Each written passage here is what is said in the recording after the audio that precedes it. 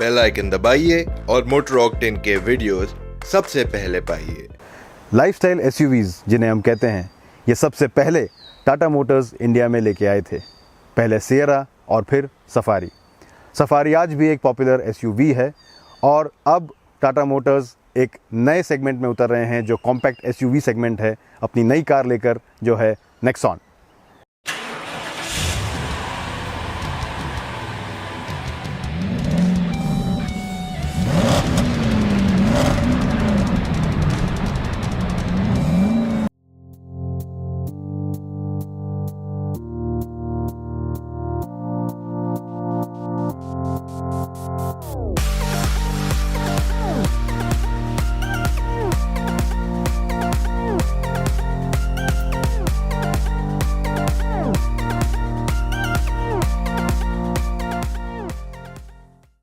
इसका pronunciation Nexon है, Nexon नहीं। अगर आप इसका फ्रंट देखें तो इसका ग्रिल जो है वो एंड टू एंड एक लंबा ग्रिल है और इसके हेडलैम्प्स भी इसमें एम्बेड हो जाते हैं। इसके हेडलैम्प्स प्रोजेक्टर हैं और इनमें DRLs भी लगे हुए हैं। साथ ही ये देखेंगे इसका बम्पर भी बड़ा है और इसके फॉग लैम्प के बेजल्स भी काफ़ी बड़े साइज़ के हैं। इसके बोनेट पे आपको थोड़े फ्लैट पोर्शंस मिलेंगे जो इसे एक मस्कुलर लुक देता है। साइड से भी अगर आप देखें तो ये काफ़ी फंकी लगती है और इसमें एक यूनिक चीज़ आपको देखने को मिलेगी कि इसमें 3 कलर के कॉम्बिनेशंस हैं। इसका जो रूफ और पिलर है ये ग्रे कलर का है और इसके विंडो लाइन पे वाइट कलर की स्ट्रिप है और फिर इसका बॉडी कलर आता है। इसमें आपको 16 इंच के अलॉय व्हील्स मिलते हैं और इसके व्हील आर्चेस भी फ्लैट हैं जो इसे एक ब्रॉड लुक देते हैं। तो अगर आप इसकी ओवरऑल स्टाइलिंग देखें तो ये काफ़ी फ्यूचरिस्टिक और फंकी है और जहां ज़्यादातर आपको दूसरे गाड़ियों में क्रोम बहुत ज़्यादा मिलता है, इसमें क्रोम की जगह आपको वाइट फिनिश ज़्यादा मिलेगा। इसमें कीलेस एंट्री का ऑप्शन तो आता ही है, लेकिन नेक्सॉन में एक यूनिक फीचर है जो है वेरिएबल की। ये वेरिएबल की एक वॉच के शेप में है, लेकिन ये आपको टाइम नहीं दिखाएगी। टाइम देखने के लिए आपको दूसरी घड़ी पहननी पड़ेगी, जैसे मैंने पहनी हुई है। ये आपका सिर्फ डोर खोलेगी। ये जो फीचर है ये जैगुआर के F-Pace से इंस्पायर्ड है। तो चलिए अब इंटीरियर्स देखते हैं। जैसे कि इसके एक्सटीरियर्स काफ़ी फंकी और फ्यूचरिस्टिक लगते हैं, उसके कॉन्ट्रास्ट में इसके इंटीरियर्स काफ़ी सिंपल हैं। इसमें आपको ब्लैक और ग्रे कलर का डुअल टोन फिनिश मिलेगा और अगर आप देखेंगे कि इसका डैशबोर्ड जो है ये काफ़ी क्लीन और अनक्लटर्ड लगता है। इसका जो स्टीयरिंग व्हील है ये वही है जो आपने दूसरे टाटा के कार्स में देखा था। इसमें टिल्ट एडजस्टमेंट आता है।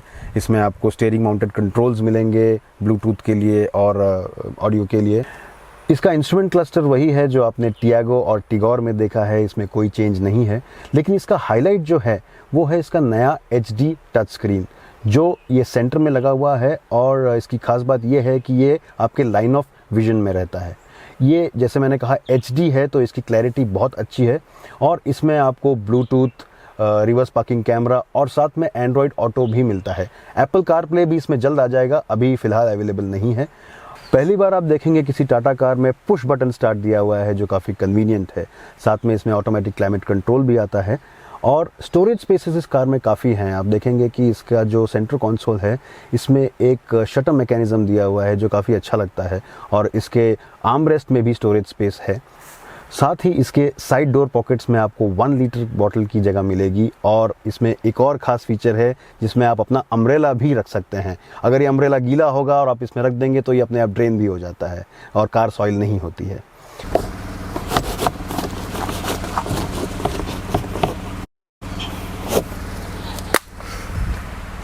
इसका ग्लव बॉक्स भी काफ़ी स्पेशियस है और इसमें एक रिमूवेबल ट्रे है जो काफ़ी कन्वीनियंट बना देता है इसको। और ये ग्लव बॉक्स कूल्ड भी है तो आपके बेवरेजेस आप लंबे समय तक ठंडे रख सकते हैं। एक और बात हमें जो अच्छी लगी वो है इसका सीटिंग पोस्चर और पोजीशन काफ़ी अच्छी है। आप काफ़ी ऊपर बैठते हैं कार में तो आपको एक कमांडिंग व्यू मिलता है।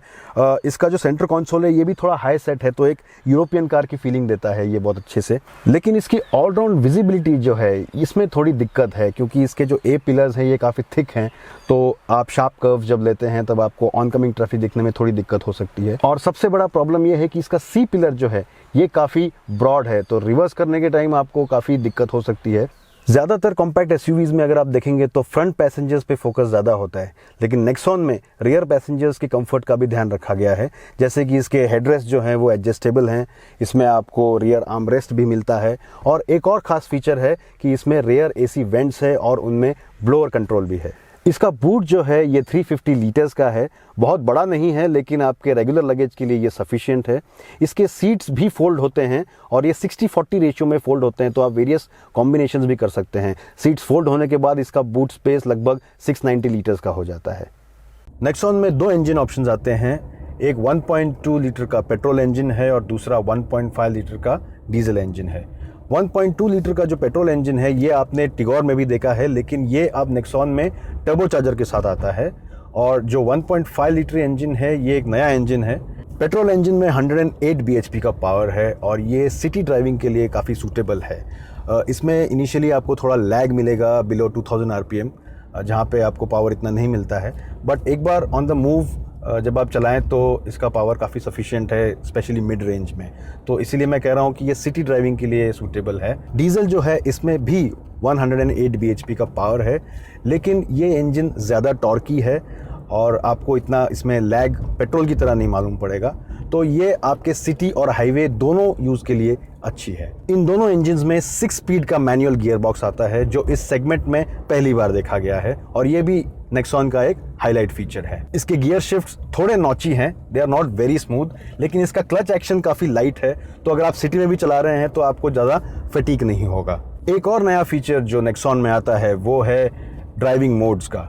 इसमें 3 ड्राइविंग मोड्स आते हैं, जो है इको, सिटी और स्पोर्ट। ये ड्राइविंग मोड्स आप एक डायल के द्वारा सिलेक्ट कर सकते हैं जो फ्लोर कंसोल पे है, और जब आप इसको सिलेक्ट करते हैं तब आपको एक वॉइस मैसेज भी आता है इस तरह से, city drive mode is activated,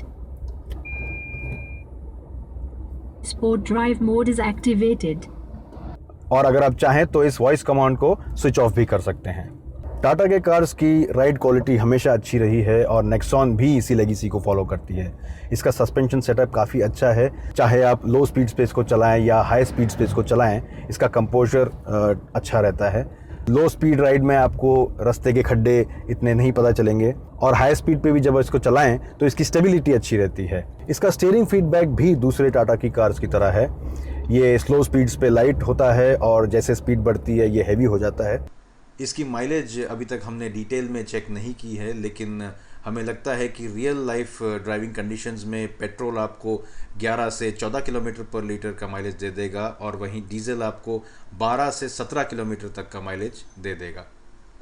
Nexon अपने सेगमेंट की पहली गाड़ी है जिसमें सर्विस इंटरवल 15,000 किलोमीटर का दिया है। इससे आपको लंबे समय तक सर्विस कराने की ज़रूरत नहीं पड़ेगी। अगर आपकी रनिंग कम है तो शायद साल में एक ही बार आपको सर्विस की ज़रूरत पड़े।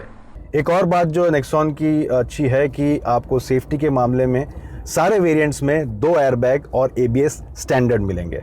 काफ़ी लोगों ने हमसे पूछा है कि क्या नेक्सॉन में सनरूफ, क्रूज कंट्रोल और AMT आएगा, तो मैं आपको ये बता दूं कि सनरूफ और क्रूज कंट्रोल इसमें नहीं आएगा, लेकिन AMT फिलहाल लॉन्च नहीं होगी, लेकिन अप्रैल से पहले ये वेरिएंट भी इसमें आ जाएगा।